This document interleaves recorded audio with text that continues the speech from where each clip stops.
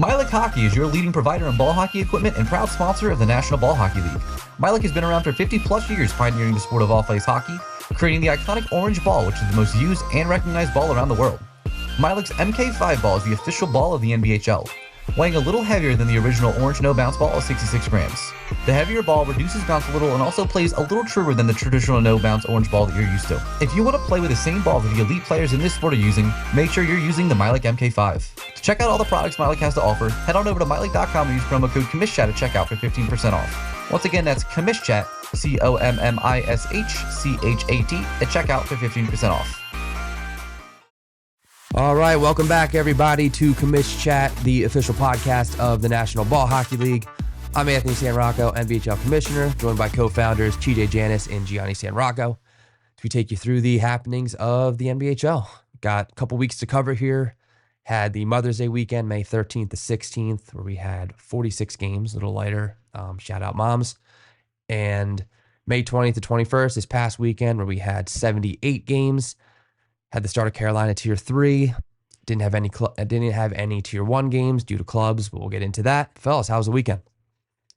Great weekend. It was a beautiful day, Sunday, to play some hockey. I didn't play, but we were up at the rinks for South Jersey Tier 2 games. The prior week, that 13 to 16 weekend, we only had 2 games, so it was a late week, but getting right back into it Sunday, I think we had games from 3 to 8 o'clock, so it was a busy day, but really, I was just in the snack stand cooking some glizzies and selling glizzies, so went great. You sold the hell out of them, too.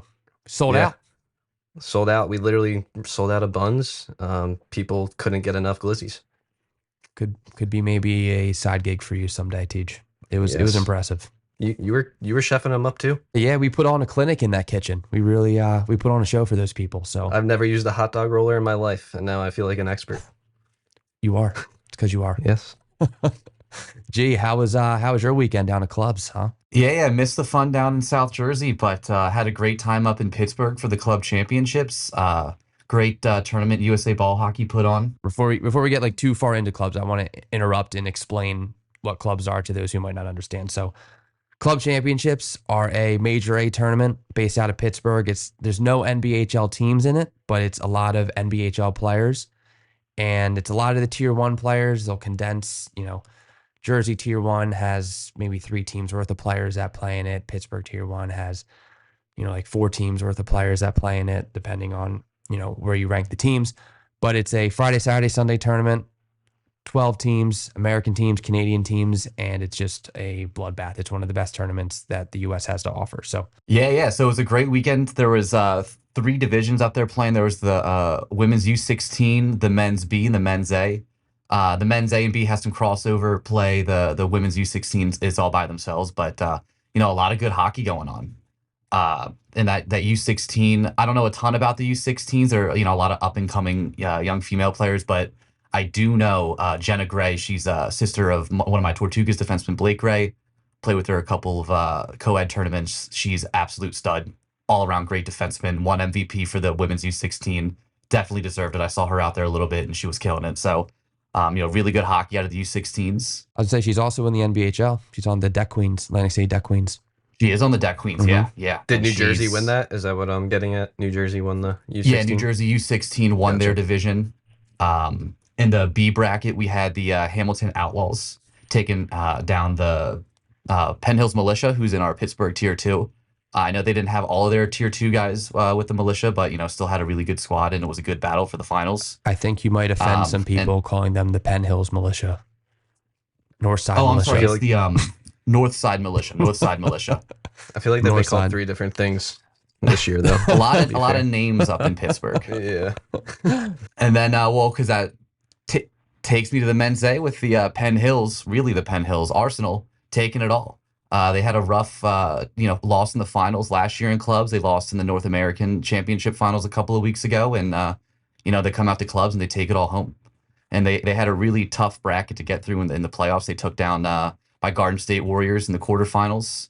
They beat the Midnight Express in semis. And then they beat the Pittsburgh Gods in the finals. It was really great running, really great show. And, it's good hockey. I was going to say that's basically the Imperium squad, right? Yeah. Their core group.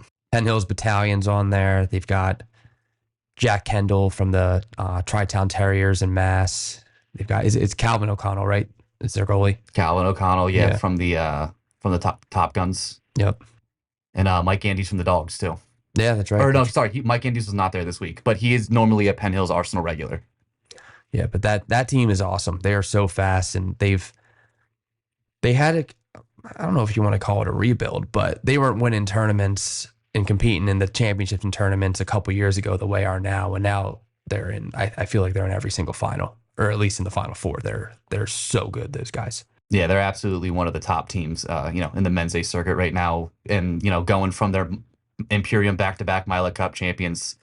Those guys got to be on top of the world right now. That's a lot of championships. Yeah, that core just keeps on winning. Speaking of, I guess, playoffs to some extent, we got 4 teams left in the NHL playoffs. By the time this podcast ends or is released, I guess we'll probably be down to 2.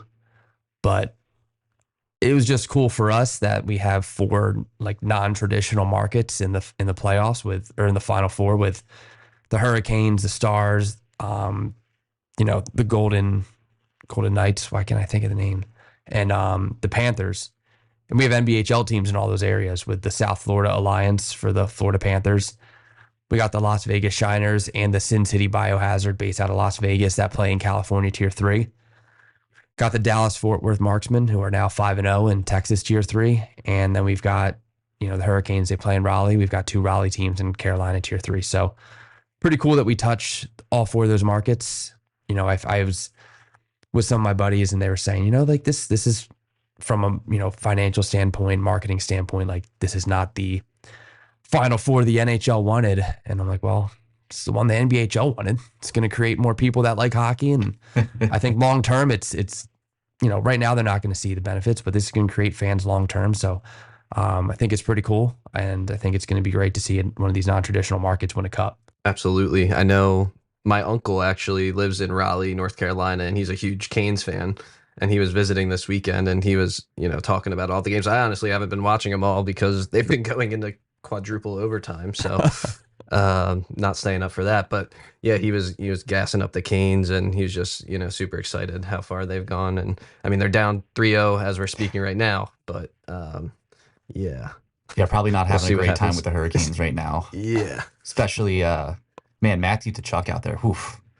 He was saying he goes to a golf club that he's a member at in North Carolina, and he sees Jordan Stahl and some of the players there at the driving range all the time. So I don't know. It was interesting to hear that, but yeah, not showing up.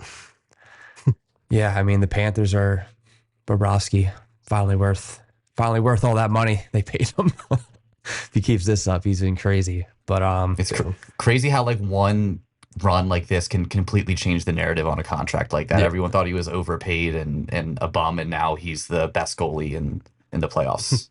By far, he's been outrageous. But back on NBHL. So got a couple things coming up. Finishing up the month of May, which means every division has finally started. Carolina was the last one to start, which was this past weekend. And we're going to be releasing power rankings. We did them last year. They were a lot of fun. They were very controversial. The comments were awesome and hilarious. And it was just fun. But we didn't really explain how we did them. So I kind of wanted to at least dive a little bit into how we do these power rankings. And what we'll release is the same thing as last year. We did a top 10 for Tier 1, Tier 3, and the women's tier. We'll do a top 25 for Tier 2. And they're voted on by all the division directors and NBHL staff. It's basically the people that have the most eyes on the games, some of our video editors and stat checkers who watch every game in every division every single week are going to weigh in on this stuff too, which we didn't do last year, but they have such an eye on everything that it feels like a poor decision not to. So we set up a ranking system. Teams are rated on a scale of 1 to 100. The directors and everyone voting submits to us what they think teams are ranked. For example, if you want to rate a team between 95 and 100, that means that team has to be the clear-cut 100% favorite to win the entire Mylec Cup for their tier. There's really not a lot of teams that should be even touching that number. Whereas as you go lower down, it's teams that are, teams that should win the division, teams that are playoff teams that are borderline playoff teams. They all have their own ranking. division directors and everybody submits that to us. We average everything together, and then we basically put them together for the rankings. And there's a couple things that we ask everyone who's voting to consider, which is obviously team record. That's the easiest way to rank teams, and it's the most clear-cut picture of where teams should be ranked. But then there's other things such as head-to-head matchups where, certain teams might beat teams higher than them, might deserve to be ranked higher. And then when it comes on like the grander scale, we consider the sample size of games, the divisions who a team that's 6-0 is probably going to be weighed differently than a team that's 3-0, just because if you've played 6 games and won them all, it's, a stronger 6 than winning 3. So that's stuff that's considered. And even on teams that are ranked pretty closely in these power rankings, if there's tiebreakers, another thing we'll consider when, finalizing these rankings is where divisions will finish at the Mylec Cup. So if a division has done well at the Mylec Cup traditionally, they're probably going to get ranked higher than a team that's similar in our, final rankings that has had their division perform not as well at the Mylec Cup. So a ton of factors go into it, but it's don't take it too seriously. It's meant to be fun. It's meant to be just a nice friendly debate. It might turn hostile online. It did sometimes last year, so we'll see. But, I'm excited to release the power rankings. I have an idea of who I think should be number 1 in each tier. I'm not going to say it here, but when the power rankings come out, it'll be it's going to be fun. So sometime next week we'll have that out for everybody. Yeah, I remember last year when we did it, I think I only voted on like South Jersey and New Jersey because I didn't feel comfortable ranking some of the other teams because I just didn't feel like I had the knowledge to do that. And I don't know what I'll end up doing this year, but yeah, I remember like Long Island Ball Hockey Club, I think was number 1 in tier 2 when we did the first rankings last year. And I remember how much kind of like weight that carried throughout the season and how things like unfolded. Like I feel like people kept bringing it up, and when they showed up at the Mylec Cup, that kind of was like attached to them in a way. And I mean, they didn't end up doing too hot there. So I don't know. It is fun. It's not to be taken too seriously, but it does make for some good storylines. And I'm sure, we'll have some stories out on the website, relating to the power rankings and things like that. Yeah, it also gives teams recognition that, we have 165 teams. It's hard to decipher every single division, every team who's doing well. So this gives teams credit that they've earned. If they deserve to be in the top 25, we will have them in there. So, the voting system is not perfect. None of it's perfect. It'll be just some good debate. Some good debate. We'll see. But yeah, next week at some point, power rankings will be out. Another thing I want to get into real quick before we get into our our summaries of everything is just talking about suspensions. We're currently up to 28 suspensions for a total of 75 total games. Got a couple more that are pending, so that number might be up by the time this podcast is released. This past weekend, we had a lot. It was our most suspended players in a weekend. I think the intensity is starting to ramp up a little bit, and players are doing stuff that they shouldn't. So we got an eye on things. Things get reported to us. We look into everything. So, we're keeping an eye. Just play some smart hockey. We're not out here to hurt anybody. Everybody's got work on Monday. So just play some smart, safe hockey. And, we've been in season for 2 months now. We got a ref Zoom call coming up this Thursday where all the head refs, all the division directors hop on that call, and we kind of review everything and say what's being called well, what's not being called well. So we are, going to tidy everything up on our end, and we hope that the suspensions get less stupid stuff happens. But it's been a lot lately. It's been ramped up this month for sure. So now we'll get into our division summaries, and we're going to do this a little differently. The first 3 episodes, well, I guess it was the second, third, and fourth episodes.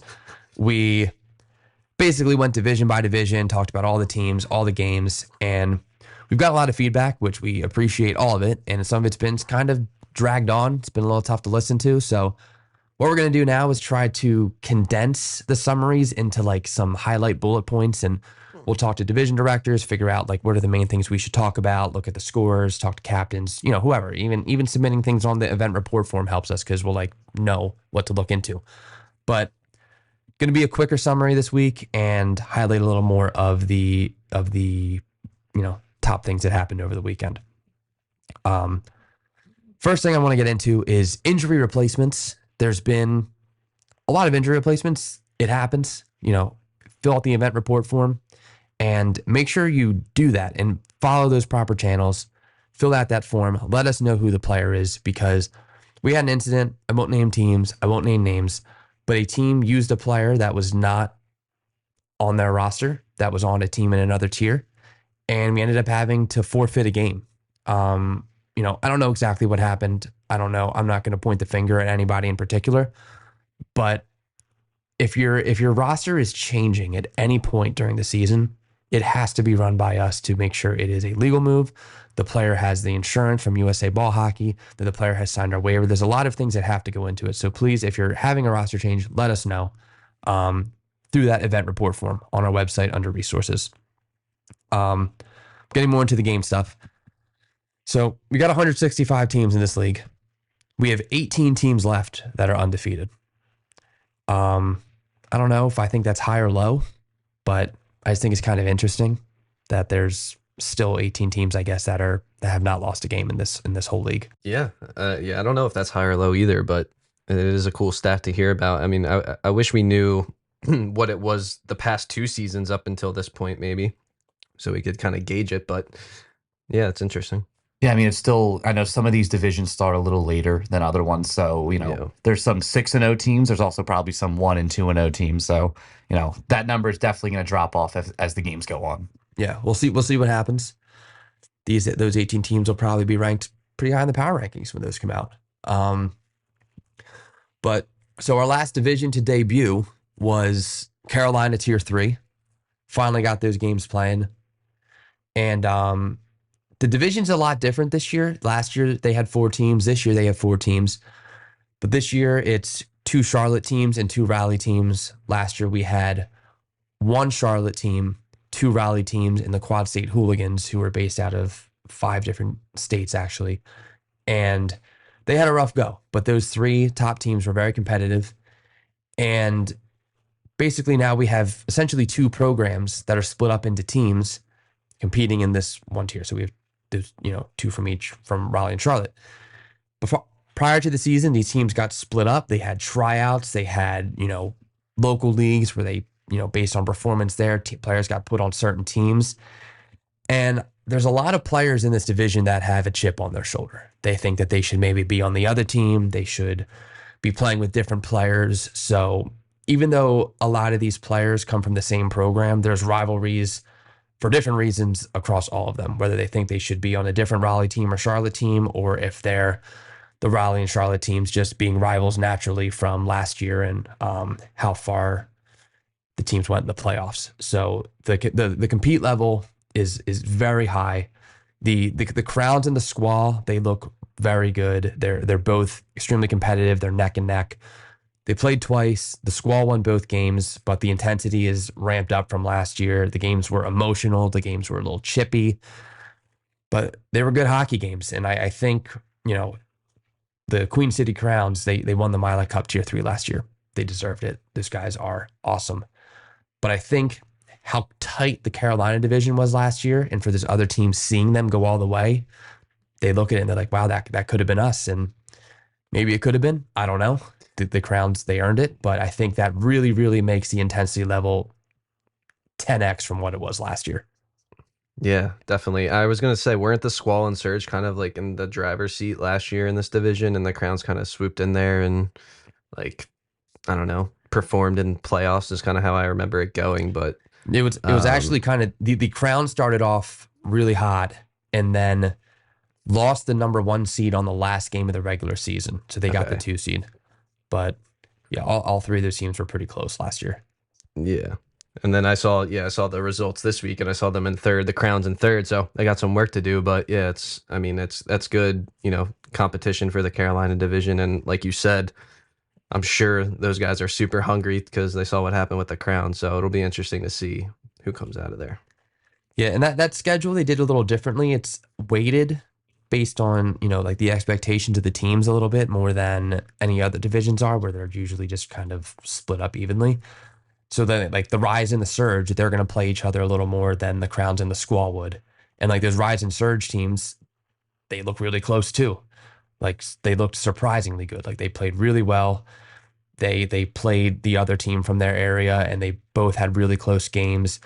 They played the Rise and Surge, played each other, and they had 1-goal games. So those teams, they had some preseason work. I know the Rise even, I don't know if they went to Raleigh, but they played the Raleigh teams preseason too. So they've improved significantly, and they look like a really good team. They're well coached. So it's going to be interesting in Charlotte or in Raleigh. It'll be very interesting in Carolina Tier 3. Yeah, so like the two team systems they have going on, it reminds me a lot of what some of these men's A teams like at clubs are doing now, where they have, they have 2 teams from each division. They split up based off ranking, and what you were saying, where the lower teams per se were right there and competing, and that's how we see it up at our level too. The Gunners and the Indians are both really playing well at the men's A level, and there's players there that say, hey, we might not be on the top team, but we think that we're equally as competitive, and whenever we go out and play against each other, it's always a really good battle because the guys know each other. They're all still really good hockey players, and one team might come out on top more than the other, but when it comes to the playoffs, we'll see what happens. Yeah, I mean, it's definitely making those games competitive. I can't wait to. I mean, I watched some of the games, and I'll watch more of the highlights when they come out, but those will be the ones you want to watch. They're passionate down there. It's good hockey. It's great hockey. And then the other debut that happened this past weekend was in California Tier 2 and Tier 3 with the Bay Area Bashers and the Bay Area Burger Boys. And we've mentioned it before here, but the way the California schedule works is the San Francisco teams are 6 hours away from the rink by driving, or they can fly. So we only have them come down twice. They come down in May, and they play 6 games. They play 3 Saturday, and they play 3 Sunday. Then they come again in July for the playoffs. They play 2 Saturday to finish up their regular season at only 8 games. It's less regular season games because of the schedule. We'll do their standings by win percentage, so we do that a little bit differently. And in that July weekend, Saturday's regular season, and Sunday's playoffs. So the San Francisco teams, they won't be back for a couple months, but they're leaving pretty happy because neither team lost a game all weekend. They were pretty dominant. They brought some of their fans down there for the playoffs. They bring a pretty big crowd, so we're expecting a much larger San Francisco presence for their playoffs, but they brought, not their full rosters for either team, but they brought enough of their teams to, show what they got. And I mean, I think they went collectively 12-0 across both tiers. So, and they both showed up at the Mylec Cup last season. So yeah, continuing strong. They travel well. I still hear some guys over here talk about, the Bay Area team and how, if they come back to the Mylec Cup, they want to see them. They want to play those guys because, they look good out there, and, playing someone from across the country, what's more fun than that? Yeah, and like the Burger Boys, they came to the Mylec Cup with pretty close to a full roster. I know the Bashers in Tier 2 didn't. They had maybe 2 lines and an extra forward. And I think they still finished Saturday as the 3 seed, but coming to a tournament like that with only 10, 11 players and a goalie, it's not a recipe for success. Like it's going to be tough. So them with a full roster would be fun to see, but they've got their work cut out for them in California, because the Bashers, like, they went 6-0, but their rematch versus the Wolves was a tight game. Like, the Wolves scored first, the Bashers scored 2. They capped it off with an empty netter, but it was a 3-1 game. It was tight. And, like the Bashers, the Wolves didn't have their full roster either. So once the playoffs come around, that's going to look much different. They played San Diego Sauce, who look night and day better from last year. Like, they look awesome. And both Sauce games were 1-goal games. One went into overtime. That Sauce team, they put up, they brought in some size. They brought in some speed. Like, they are a very real competitor to win that division too. So those 3 teams had really close games over the weekend. The Royals and Bruins, they had a little more lopsided losses, but there are also 2 teams that came shorthanded. The Royals just had a short bench. The Bruins were missing some of their I mean, they have players that live in Massachusetts and Rhode Island that play on their team. Like, those guys just simply can't be there every time. But I know those guys will be there in June, so we'll see how that team looks then. I'm sure they'll look much different. And Royals, once they have a full bench, they're going to look much different too. So that Cali tier 2 is very good. Bashers are the favorite, but who knows if they'll make it back because it's tight. Yeah, I saw Brandon Garneau was sending videos from club championships to the Bruins on Instagram, like wishing them luck and stuff. And I was like, oh boy, they don't have him. They probably don't have the guys from Massachusetts and New England area. So yeah, hopefully they get them back and get some W's up there. Chet Johnson and the boys. He was too busy beating me on Friday night up in Pittsburgh. Yeah. And then in tier 3, so the Burger Boys, they came down. They also went 6-0. They had 2 rematches versus their arch nemesis, the Las Vegas Shiners. They beat them both times, but that rivalry is back. The games were close. There was a lot of chirping. Very, very intense games. And that Bashers team, or that Burger Boys team got better. The Shiners team got better. So those games are even more fun to watch than they were last year. So we'll see. They won't play each other again in the regular season. Maybe they'll match up in the playoffs and give us the, game 3 of that series, even though I guess the Burger Boys already have 2 of 3, but we'll see if they see each other again. But those teams are, those teams are heated with each other. They're really good games. And, the SoCal teams, they had a rougher weekend. The Burger Boys beat them in all their matchups. The Fighting Goats, they hung in there really well with the Shiners, hung in there well with the Burger Boys. One of the guys on the Fighting Goats actually was on the Burger Boys last year. Still lives in San Francisco, but he's playing on the SoCal teams, Ed Parsons. I played against him in the Bash League. Guy's hilarious. He's a very good player. But on a different squad this year. So I know that adds to that rivalry too. So it's intense hockey in California. I know people have brought it up to me multiple times. Even this past weekend at the Jersey game, someone came up, he's like, I can't believe they even have it in California. And I'm like, oh, they have it, and like they are intense. Like they are no different than us out here. Like they go out there, they want to win those games, and the compete level is super, super high. So, still a long season left in those California divisions. San Francisco teams came out hot, but we'll see. We'll see what happens as it progresses.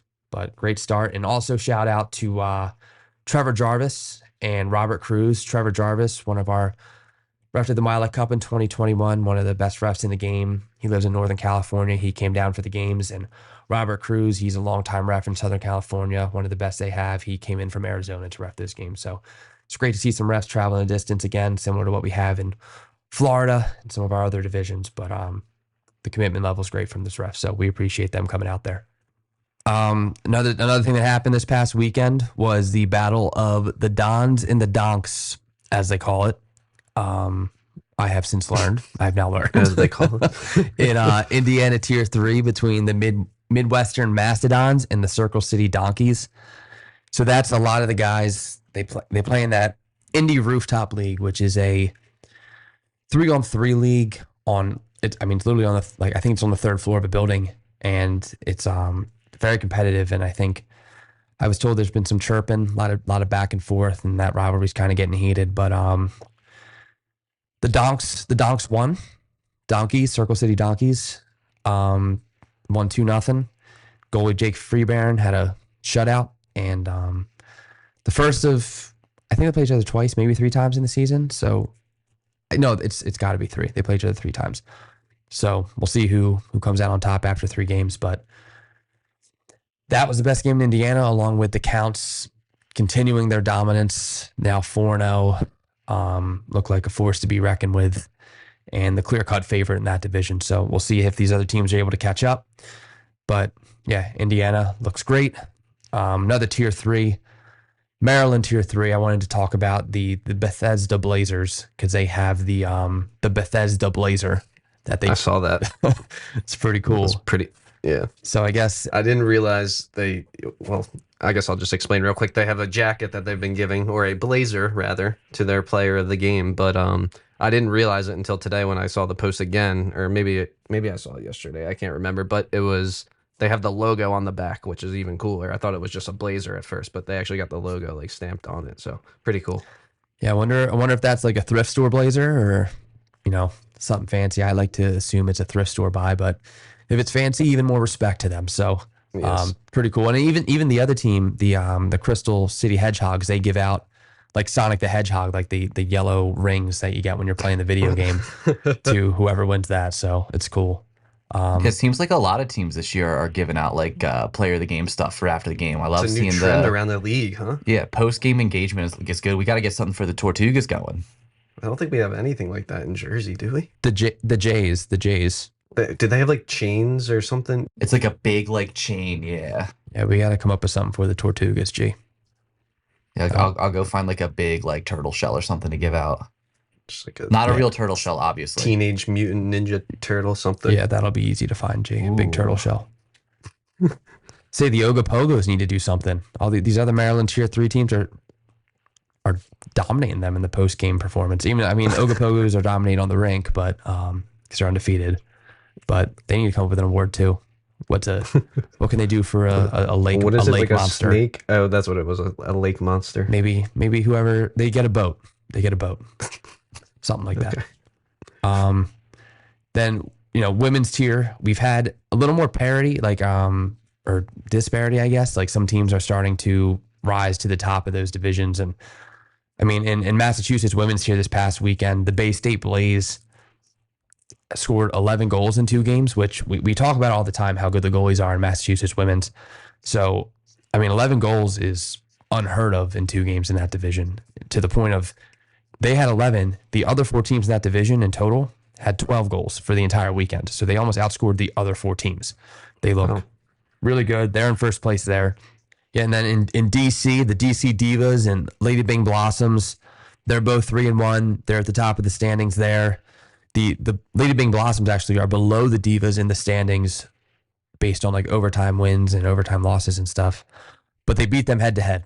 So, those 2 teams are up the top there. Jersey Philly Women's, the Cavalry, again went 2-0. They're undefeated. They're on the top of that division. They look awesome. And then Pittsburgh Women's, they haven't played since we last recorded, but the Riddlers are still undefeated at the top of that division. So starting to see some teams emerge in the women's tier. But like I think I've said 4 times already, it's a long season. So we'll see what happens. And then I wanted to shout out a couple of the tier 2 teams that are, having pretty dominant seasons between the Grim City Reapers and Buffalo tier 2. They're undefeated right now. Last year, they were the Buffalo Killer Bees. I think they have a lot of the same players plus some new ones coming in. And they finished in 5th place last year. So right now, they're a pretty dominant number 1 seed in Buffalo. So they've come a long way. The A-Town Tropics, they finished in 2nd in Massachusetts last year. They continue to win. They are now 5-0. They have a 28-8 goal differential. They're dominating. They've been great. Then the Battletown Gladiators, they're dominating in DC right now.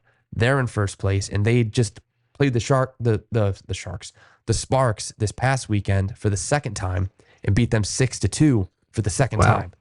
So they have beat them by 4 goals twice this year. Solidifying their dominance. Yeah, and for anyone who doesn't know, the Sparks won that division last year, went to the Mylec Cup, and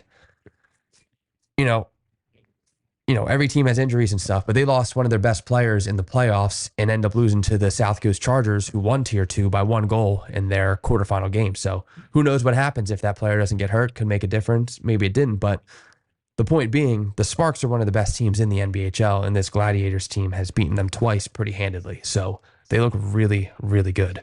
While we're on DC, I think I saw today on social media that they redid the center decking of their rink and put a new Capitals logo there. I guess the Capitals logo was getting a little faded, and they just kind of took out that section. And I saw Wayne Barrett posted the updated one, which was cool to see.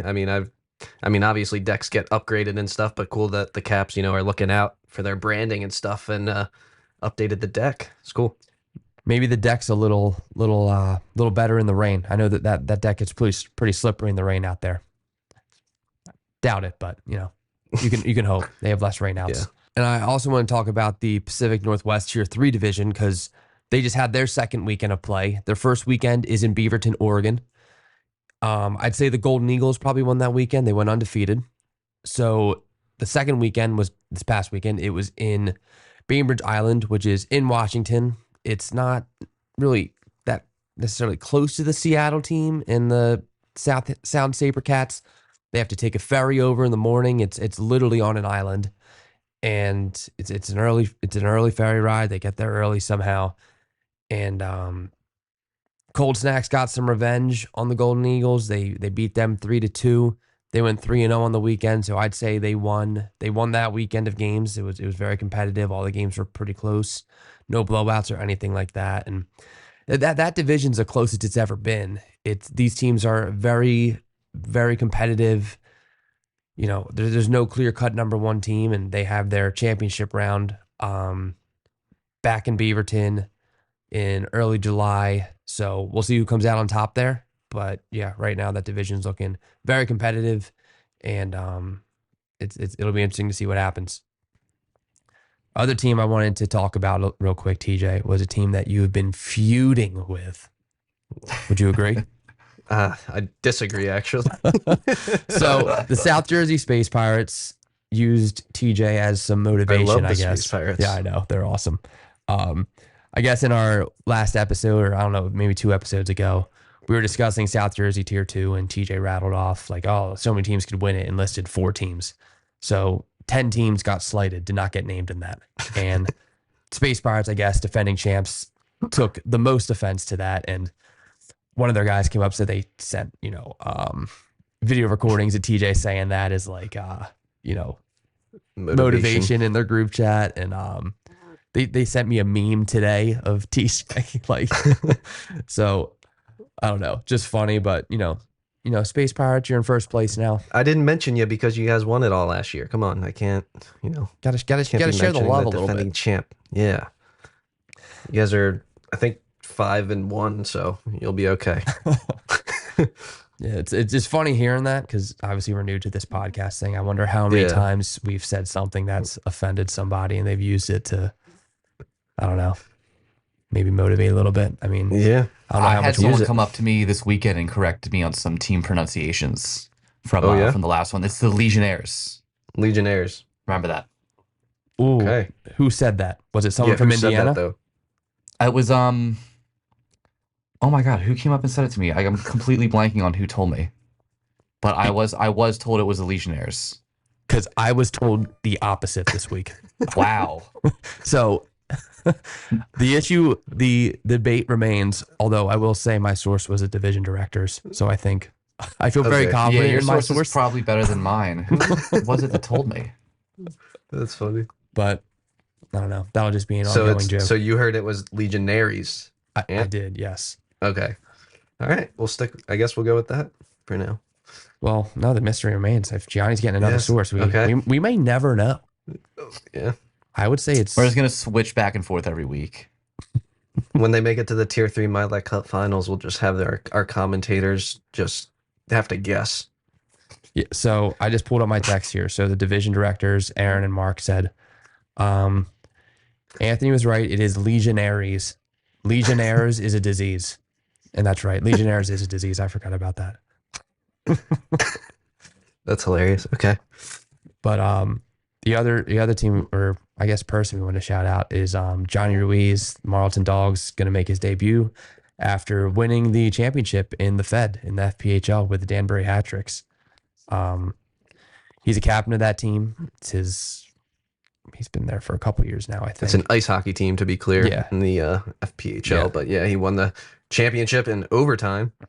They came back from a 2-0 series deficit, and I was watching the OT. It was pretty exciting to watch, and happy for him because he's been on that team for a few years now. So it's cool to see. Yeah, cool to see NBHL win a professional ice hockey championship. Yeah. But with that, we will jump into our interview with Alexis Lowe. Alexis, captain of the Watatic Wild, the women's tier Mylec Cup champions last year. This interview is we did it prior to their season started, so there might be a couple things that are a little outdated in this interview with this in regard to this coming season, but a lot of it touches base on last year, the run to the Mylec Cup and all that stuff, and it's a great interview. So with that, we'll bring it to our interview with Alexis Lowe. Are you guys ready to get bucked up? If you're looking for something to give you the energy, focus, and endurance you need to conquer your next game or workout, then Bucked Up is for you. Bucked Up just released a new line of endurance products perfect for NBHL players and fans alike. Let me just mention a few. Go all out with Bucked Up's new full bore product, which focuses on blood flow and bringing more oxygen to the lungs and muscles. It also has other innovative clinical ingredients which will give you the stamina and power to push through the pain in practice, during workouts, and in games. Bucked Up's long range contains a proper balance of carbohydrates and sodium to refuel your body during your exercise. And Bucked Up IV will also restore the fluids and electrolytes that you sweat out during games. Also, be sure to check out Bucked Up's #1 best-selling pre-workout products to help you take your training sessions to the next level. Head over to buckedup.com and use promo code NBHL20 to get 20% off your next order. Once again, that's promo code NBHL20 to get 20% off your next order. Welcoming to the Commish Chat Podcast, Alexis Lowe, the captain of the first ever NBHL Women's Tier Champions, the Watatic Wild. Alexis, how are we doing? I'm doing well. How are you? I'm doing good now that we've got this interview to happen after at least three unsuccessful attempts. But we're here. So getting right into it here. So how did you get your start playing ball hockey? Where did you first play? Was it a different sport transitioning into ball hockey? Did you play from a young age? How did we get into this sport? So like most people from my area, I started my ball hockey career down at the Leominster Deck Hockey Center. I was young, probably about 6 or 7. My brother had played in the league, and after I saw him, I was like, hey, I want in on this. At that age, playing in those divisions as a kid, you're really the only girl on the team up until you hit a women's division. So after, 5 or 6 years of playing in the lower division, I hit cadets. And after I aged out of cadet, my first women's experience was actually going down to Pennsylvania to play in Holiday Bash with my mom's B travel team. And that was an awesome experience. First time playing with all girls. After that, I had made every tournament in the last 10 years that I could play in the women's divisions. Wow. Okay. So the first time you played all women's was not until you were, how old were you? I was 16. I had just turned 16. And it was fun. It was a totally different game. Nowadays U-Dubs has like U13, U16, U20. I didn't have any of that growing up. So my first women's experience was at a younger age of 16, but it was great. And all the players around me were awesome, encouraging. And I've met a lot of friends just through women's ball hockey. Yeah, I mean, from what I've learned throughout, I've learned a lot more through the NBHL about women's ball hockey than I did before. And it seems like everyone's very tight-knit. Everyone gets along. And it's like a very, very just positive crew. What I've encountered. My best friends are all from ball hockey. So then going into the NBHL, I mean, what were your thoughts on the women's tier once we announced that? So I was pleasantly surprised to hear that you guys were going to have a women's division. I had heard of the NBHL, thought maybe a women's tier would come around, wasn't sure it would. So when it did, I messaged my friends. I was like, hey, let's get into this. Seems like a fun opportunity to play. Some of them were hesitant, and I was like, nope, let's get into it. I have a feeling that it'll be a memorable experience for us. And this was before I knew it was a draft, before I knew there was 5 teams in our division, and before I was even a captain. Did you know right away you wanted to be a captain? I did know right away I wanted to be a captain. Jess Bush and Courtney Feeney, they put a ton of work into the women's division overall. A lot of props to them. And they had sent out some text saying we need some captains. And I was like, I'm in. At this point, I've had 10 years of women's under my belt. And I've played with new players. I've played with veteran players. And knowing that it was going to be a draft style format, I thought I was a good person to bring everybody together and make a team out of that.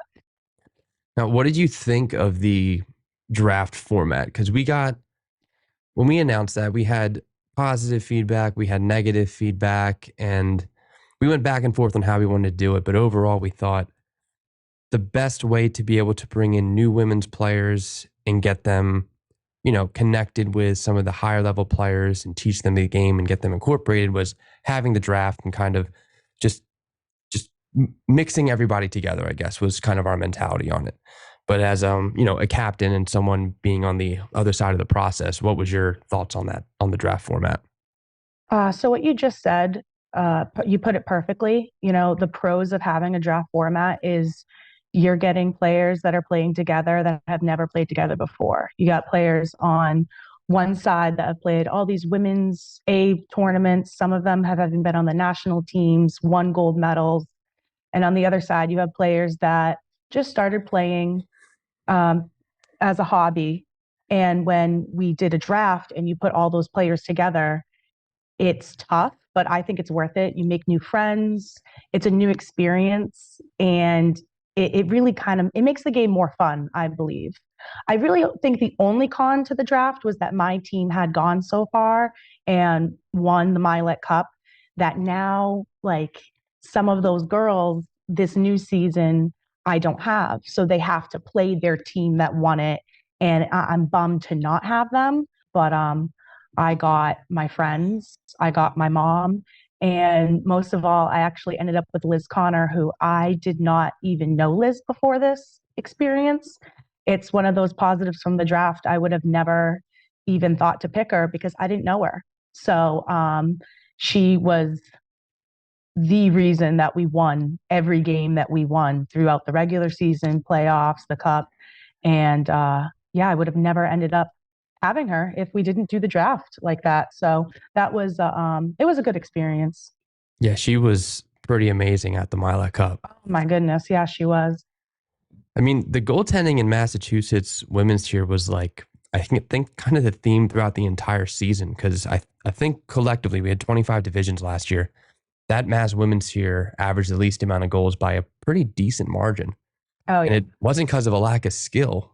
It was because the goalies were just so good, all five. Oh, yeah. Yeah, so we actually held up first place throughout the season, but it was really tough because, I mean, I think by the last regular season games going into them, we had 12 points, but 3 teams had 11 points. All of the teams were very close because every goaltender was just outstanding. It made every game difficult. I'm not sure how women's divisions go in other states as far as like the Pittsburgh division or down in DC, but up here in Massachusetts, we regularly have tournaments. Like I would say probably 5 a year. So these goalies are regularly facing great competition all year round, and then putting them in the NBHL made for very even playing. Getting into the start of the season, like how was opening day? Like, was there excitement? Was there nerves? Did it feel just like any other league, or did it have any sort of a different feel to it that it was like the NBHL? So things for me don't normally go according to plan. I actually had my car break down on the way to our first game. And so all my plans went out the window. I actually didn't even know if I would make the first game. Um, my whole team's at the rink, and my friends Rachel Germont and Lindsay Shaner, they actually come and pick me up like 20 minutes away. We get to the rink as the ball is dropping, and we end up actually winning the first 2 games. And I had no plan. Like I was nervous. Like everything was out the window for me those days. But Liz came through. We scored a couple goals against those first couple teams, and to start off the season, we were 2-0. So did you notice a change in the team's play from week 1 towards the end of the season with, people coming together, playing together the first time? Did the chemistry improve as the season went on? Did everybody start to gel a little bit better? Yes. So luckily on my team, I think we had 14 out players, but the girls did a really good job of being there every game. I think in our league, what some of the other teams struggled with was attendance. But luckily for me, everyone showed up, everyone was ready to play every game. And when you show up every game, you're actually able to learn how other people play and build something, because we hadn't had any practices. We were just going out there and playing on a particularly big rink. So our game definitely got better, but we were faced with those challenges from those other goalies and those other teams. The teams were just really evenly distributed. Um, all of the all of the games were nail biters. They were tough. We went into overtime way more often than I had thought we would. Ended up on so many more 3v3s than I thought we would. And it was really surprising, but it made it fun the whole time. And then what's it like playing with your mom? Like what round, first of all, what round did you pick your mom in? Like, was it like pre-established, like Alexis is going to get her mom on her team, or is it you had to fight for her a little bit? The first time around, I think it was kind of established that like, oh, Alexis is going to pick her mom. I don't think I picked her until like the fourth round though. She's pretty much in the middle as far as players go, but she brings an element to the rink that not a lot of people do. She didn't actually start playing in sports, period, point blank, until her late 30s. They nicknamed her the Tornado. She's Missy the Tornado. She's all speed, and she's an elite grinder in the corner. She gets a lot of assists. She also has just a really positive attitude. Like when we're in close games and we're down, she knows exactly what to say, when to say it. She knows when she should be out there, when she shouldn't be out there. She just has a lot of self-awareness, which is sometimes hard to come by. Yeah. But I wouldn't have it any other way. I wouldn't trade her for anyone else in the world. I love playing with her. She's my favorite teammate. That's pretty cool. It's interesting. There's a few like parent-child combinations in the NBHL, but as far as I know, you're the only one in the women's cheer. So that's awesome. Yeah. So I haven't met anyone else, but it's cool. So regular season ends. Wild take the number 1 seed into the playoffs, even though this division's super, super close. Get into the finals, you match up versus the Nightmares, you beat them, you get the Blaze in the finals. How was that game? So we played our final game and our playoff games on Sunday, but actually on Saturday, we had played our last regular season games, and we had won against the Blaze 2-1. But then we lost against the Nightmares in a shootout. So going into that game the next day, I knew points were really close. We did end up grabbing the number 1 seed, but now we had to play 2 teams that we had just played yesterday, really close games. I do have to talk about the Nightmare game pretty quick because that was a close one.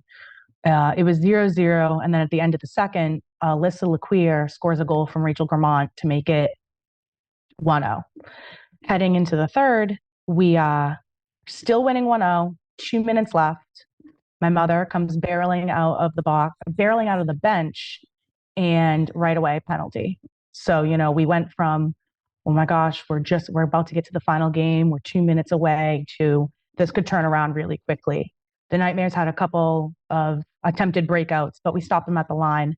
And on their last attempt, my mom comes out of the box, and they were trying to do a D to D pass. My mom chips that pass, runs to the D who was receiving that pass, chips her pass, breaking out of the zone, and it ends up resulting in Caitlin being able to grab that ball because it was chipped, put it in an empty netter, and we ended up winning that game 2-0.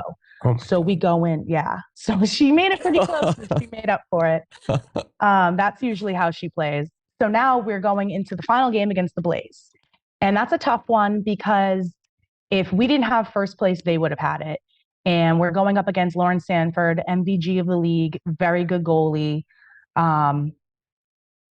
We actually end up going through all 3 periods with no goal scored. It was 0-0 throughout the entire time. So here comes another overtime. So with 2 minutes left in overtime, Rachel Grammont brings it down the side into the lower circle, and she drags both of their D, drops the ball to Alyssa, and Alyssa ends up going top left on Lauren and finishing the game.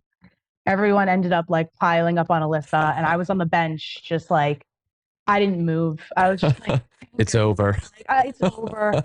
I could not believe everyone in the crowd was standing like on the bleachers. It was a nail biter. Every game throughout the regular season, all the way up until the final game in Massachusetts.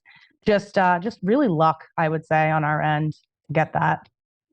I can't imagine a more fitting end to that division season than a 0-0 overtime game leading to a 1-0 win. Because, like we said, the goaltending was outrageous. It was so good. Oh, yeah. So you guys win it. Mylec Cup. Take us through that Saturday. Like, how were those games? How were those teams? And I guess what was the feeling going into Sunday? So I believe we played the Deck Queens first on Saturday. Believe it was in the morning. We did win that game 3-2, but man, they did not make that easy at all. I think they even had a sub goalie, but she did outstanding. Like, it was really tough to put goals in on her. Even though we came up 3-2, I don't really remember those goals, but I remember just the team, like, they were pressing us hard. It was a really big challenge. I think it kind of even like shook us up a little bit because, like I said, we were shaky going into it. I didn't know how the other teams in the other divisions really did. I kind of just went in blind. And that first game against the Queens, that was tough. So then I think we played DC next, which was in the middle of the day. And, we had some friends on the Sea Bass who had made it to the Mylec Cup before, and they were telling us like, hey man, it gets hot out there, like watch out. And I took that with a grain of salt, but oh my gosh, that DC game was so hot. We were dying. And it was a really tough game just on that element alone. We do end up coming up 4-2 from that game, I think. And that was when we kind of got our feet going. And then Saturday night, we play the Snipes from Pittsburgh. That game was kind of on a different level from the previous two games. It felt like the championship game, unknowing that we were going to be facing them in the final. That game, we scored early. It was actually, I scored from the point in the first period of that game. And I have never actually played such a hard defensive game to this day. Like, that was a very tough game, but they were really good competitors, and it made for during that game, that's when I was like, okay, like, you know what? Like, we came to play, we came to win, and we're going to win after that game. That was a tough game. We win 1-0. So going into Sunday playing the Deck Queens, it was raining, and we had been playing in an indoor rink all season. I wasn't sure if some of the girls on my team had ever played in an outdoor rink, let alone in the rain. That game was tough. I thought that was going to be less of a challenge than it was. I wasn't sure if we were going to come out that game, but we did win 3-1. Again, great performance from that goalie. And that put us in the final. So you get the rematch versus the Snipes. 1-0 was the score the first time you played them. Yep. Scored pretty early, take a 1-0 lead, but I'll leave the summary to you. Can you just take us through that game beginning to end? Because that game was awesome. That game was another blur. It was intense. Sarah Reddington played on the Wild, and she put up a lot of points in the Mylec Cup. That game, first period, from Sarah Reddington to Lindsay Shaner to Alyssa LeQueer. Alyssa puts it in. I think it might have even been on the ground. I'm not even sure if the goalie saw it, but from right then and there, I was like, defensive. Deja vu. We just did this last night. Let's just hold it down defensively as much as we can. And this is where I really have to give credit to those players that were on the Wild that really didn't ever play in high level games like Sarah and Lindsay and Alyssa have. They really held it down. We went to the Mylec Cup with 4 defense. I was the only one really with higher tournament experience, and they shut it down. Ashley Forgis, Erin Bakin, and Sheridan Cormier. They just really, all their credit. Liz too, I don't even think I've mentioned Liz yet. She saved our ass the entire tournament, just saving goals, especially that last game. The Snipes had so many shots that could have been easy goals, and Liz did not make it easy. I just remember, the final 30 seconds of the game, I actually ended up behind the net with the ball, just holding it as much as I could and counting down those seconds in disbelief that, like, from this team that had such trouble in Massachusetts winning all those games to now we're seconds away from winning the first Mylec Cup. I was in disbelief. And then, the buzzer went, and you have that iconic picture between Sarah Reddington and Lindsay just jumping on each other. Yeah. I mean, that picture really captured the whole energy and mood of that moment. It was awesome. It was really awesome to see. And not only for, me, it was great, but those players who haven't played in those higher level tournaments, they've never won anything like that. They've never been a part of anything like that. So it was really awesome to see how much fun they had too, and their spouses cheering them on. Like, it really was a great experience. That's really, just like heartwarming for me to hear. And I'm sure the rest of the NBHL will agree, just because, the women's cheer was so different for us. Like with the draft, it was, I played men's ball hockey for, in tournaments since I was 18 years old. So it's been over a decade now. So I was so much more familiar with the men's scene versus the women's scene. And seeing it all come together like that, and seeing the Wild win and the way you all celebrated and everything, it just felt really, really good to see it come together the way it did. And it was such a good game. Got pretty intense at the end, but it was still a really good game. Still a great game. And I can't speak highly enough about how that moment felt. And I think to this day, we still have that picture you mentioned pinned on our Instagram page, because we were just like, this picture is so awesome. Like, it was just, oh yeah, it was great. Was there a celebration after, or did you just get in the car and book it home? So, I mean, we didn't really plan on that kind of thing. Everyone does have work the next day. We do live 5 hours away. Yeah. So we did drink a couple beers out of the cup, and that was great. But a lot of us just booked it home. I personally booked it home. I gave the cup to Alyssa and Lindsay, and I said, "Have a great night. I gotta go." So I think they had a good night with it. But besides that, no, a lot of us went home. Yeah. I wish we had some cool big celebration story, but I don't. Where's the Mylec Cup at now? Do you have it? So the Mylec Cup, I have a stationary food truck, and that is where the two banners, the Massachusetts banner, then the Mylec Cup banner, are hanging. And the food truck just happens to be hockey themed. It's called Sticks and Pucks, and the trophy will be able to be found there when I open up in May. It'll be there for everyone to come see. Oh, you got to get us a picture of that. Oh, I will. That's awesome.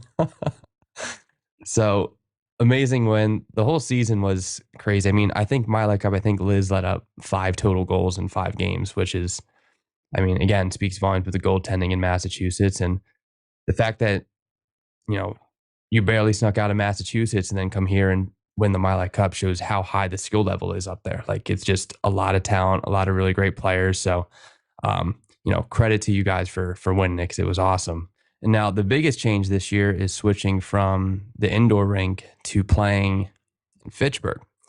And you've already seen the negatives of that with your opening week having to get canceled, which was a little bit of a letdown. But anything you're approaching different, or it's just like, we're going out there? I mean, the mentality seemed to work last year. You show up to the rink, you play, and you guys won. So the pro to Fitchburg is that compared to the rink last year, it was actually just a little bit further east than a lot of people who play ball hockey. So it was more of a drive. And I think that that's how it affected some of the attendance that the other teams had trouble with. I think that it'll be a bigger challenge for my team going into this Fitchburg rink, just because of the fact that all of the other teams will have all of their players. We played on a big rink before, and it tired. I mean, it was very tiring, especially when some of those teams only had like 8, 9, 10 players, where I had my 14, 13 every time. Each team, I believe, does have 16 players on it this season, which is a lot for a Fitchburg rink, but we have 2 games a day. We play once a month, 2 games a day. 2 games is a lot, but it should be a good competitive season again. I mean, the Wild are now, the most popular women's team in the NBHL. Like, everyone knows who you are. So we're excited to see what happens this year. And Yeah, I wanted to thank you for coming on. This was great. I think a lot of people are going to enjoy hearing your story getting to the finals last year. And good luck this season. Oh, thank you for having me. Yeah, it was fun. It was a great experience, and I can't wait to see this next one. Well, good luck in May. Thank you so much. And that was our interview with Alexis Lowe, captain of the Watatic Wild. Thanks so much. That was that's cool. I mean, it's cool. We've now done all 4 champions of the Mylec Cup from last year, and it was great to hear from them. And now we'll get into some different types of interviews in these future episodes. So guests are going to be a little more of a wild card, a little less predictable. Yeah. So looking forward to those. But last segment here, we'll kick it off to TJ. You can take the Q&A. Yeah. So our first question of the Q&A this week was from Sophia Thomas, who's actually been writing articles on our website about the Massachusetts division, Tier 1 and Tier 2. And she also did a really good feature on the club championships with some players this past week, and one of them actually won, Jack Kendall. So it was cool to see. Yeah, that was one of the best articles we've had submitted this year. It was so thorough and having interviews and stuff. Like, that was extremely well done. Sophia, you're killing it. But thank you. And her question: did you ever imagine the league being as big as it is and even having media coverage? I think in our wildest dreams we did. I don't know that we knew it was going to, I mean, it still has a lot to grow still, but the coverage it has now and like the presence it has now, I think is just, it adds to the excitement. It makes it even more fun than it was in my imagination when we came up with these ideas a few years ago. But I don't know what you guys think. I always hoped it would be, but I didn't know that it would actually happen. Yeah, I mean, I think it's always definitely been the goal, to get here and to keep going. But, sometimes goals don't pan out. So I think we're really fortunate that the league has grown as well as it has. And, I think it's a testament to, not the work that, we and the staff are doing here, but all the players too. It's been really pretty universally embraced by ball hockey. And, we love all the support that we're getting. And, we keep getting that. The sky's the limit. Yeah, just the buy-in from everyone has been, unreal. And I mean, just to answer the question, as big as it is, I mean, I obviously, like you guys said, we'd hope to get here. And I think just as fast as it happened, mainly between year 1 and year 2, was kind of, I don't know, mind blowing. So It was a lot. now that we're here, it's, it's pretty crazy, but we love doing it. Next one was from Rob Basile. He said, do you plan on having another season during the year / like during the fall or the winter? I mean, I'll just say real quick, I know when we made this league, or I think one of the ideas when we made this league was that we would only have like one season and there would only be one champion and, per tier. Well, now per tier, of course, but that was just kind of like the idea, like there's only one winner in the NHL and there's only one winner in the NFL, et cetera. So that's kind of, I think, the idea behind that. But what do you guys think? I know the NBHL season will always remain sacred. Like, there's only one chance to win Tier 1, Tier 2, Tier 3 in the women's tier. But we've been having some conversations. We can't announce anything yet, but we are working on some things for the off season that we haven't had in the past for this upcoming fall winter. So just, we'll announce it when it's there. Just pay attention to our socials and everything. But we do have some ideas. We have some things that we're pretty deep in conversations with that we're looking forward to making a reality sometime soon. And if you're, playing in one of these NBHL divisions and that's all you play, chances are a lot of the guys that you're playing with are playing in another league locally, during the off season and staying in shape. So if you're looking for more ball hockey, it's definitely there. There's more leagues, there's more hockey, and it'll keep you good and sharp for when the next NBHL season comes around. Yeah, I don't think we have a single division that there isn't other leagues that you can play in year round. So if you want to play year round somewhere else and you're not sure where, even if you're not in the NBHL, reach out to us and we'll connect you with the right people, because there's so many leagues all over this country that are absolutely awesome and very well run. And our last question's from Blommy, who's a space pirate who probably hates me right now, but his question is, when are we bringing back Top Sellies of the Week? I don't think we've had a Top Sellie of the Week post since like year 1, to be honest. So we probably do need to bring those back. Just got to find them. It's just tough to find them, yeah. I think his Blomy's Selly was like one of the best ones we ever had. Yeah.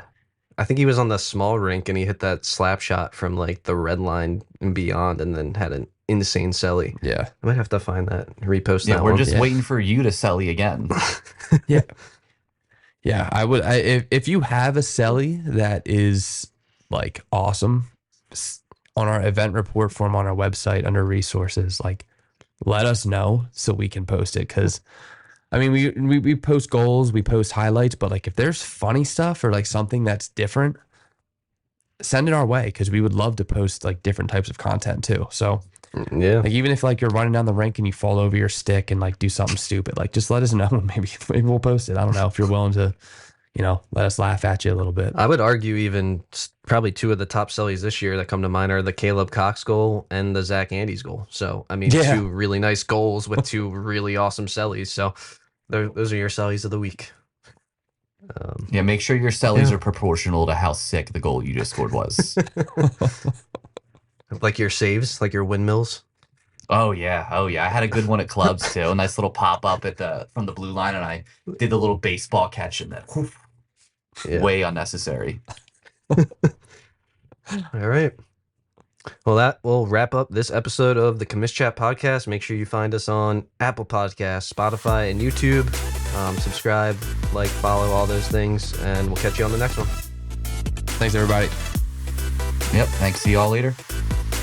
Bye. Catch us next week with special guest Keanu Reeves.